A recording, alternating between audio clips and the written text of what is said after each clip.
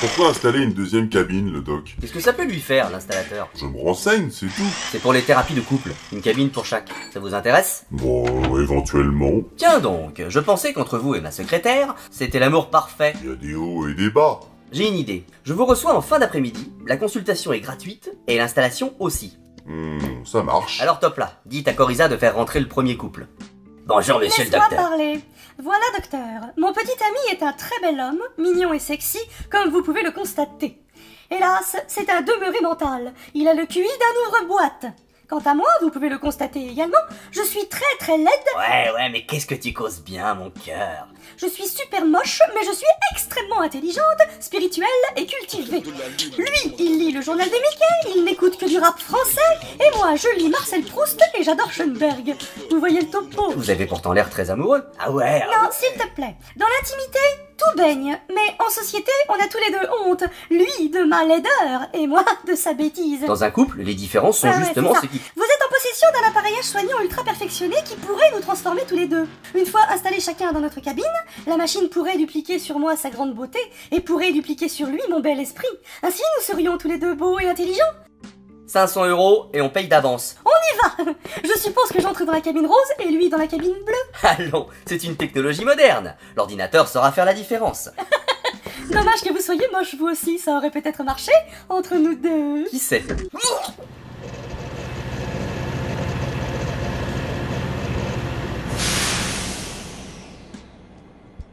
Oups.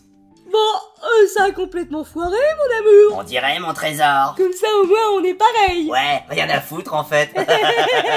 Viens, j'ai des places pour mettre Gims au Stade de France. Cool. Dans le RER, on pourra lire Picsou Magazine. Bon, ils sont heureux, c'est l'essentiel. Bonjour docteur. Bonjour docteur. Bonjour les enfants. Comme vous le dites, nous sommes très jeunes. On vient à peine de commencer notre relation amoureuse. Et on sait pas comment s'y prendre. L'amour, il paraît que c'est très humain. Mais aussi très animal et aussi très chimique. Et on sait pas quel aspect choisir. On va voir tout ça. Allez hop, dans les cabines. C'est vrai qu'il y a beaucoup de chimie dans l'amour. Voyons ça.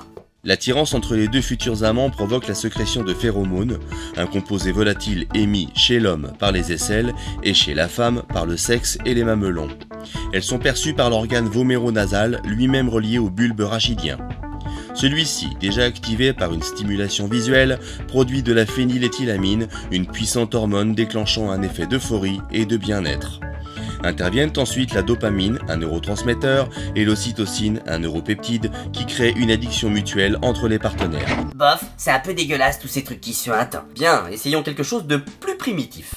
La jeune femelle débute sa période de reproduction qui va durer 30 ans. Elle est désormais disponible sexuellement.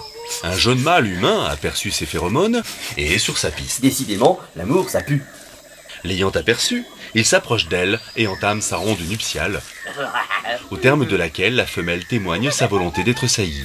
06 87 23. Le mâle marque alors le territoire autour de sa future partenaire, Le doc, il y en a encore pour longtemps. Je vais à un concert au Stade de N'entrez France. pas! mais la présence d'un mâle concurrent dérange le rituel de préfornication.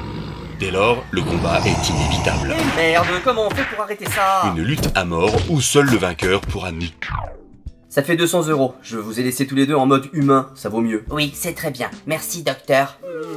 Mon amour. Ma chérie, Je bois ta salive. j'aspire ta langue. C'est bon, vous pouvez y aller.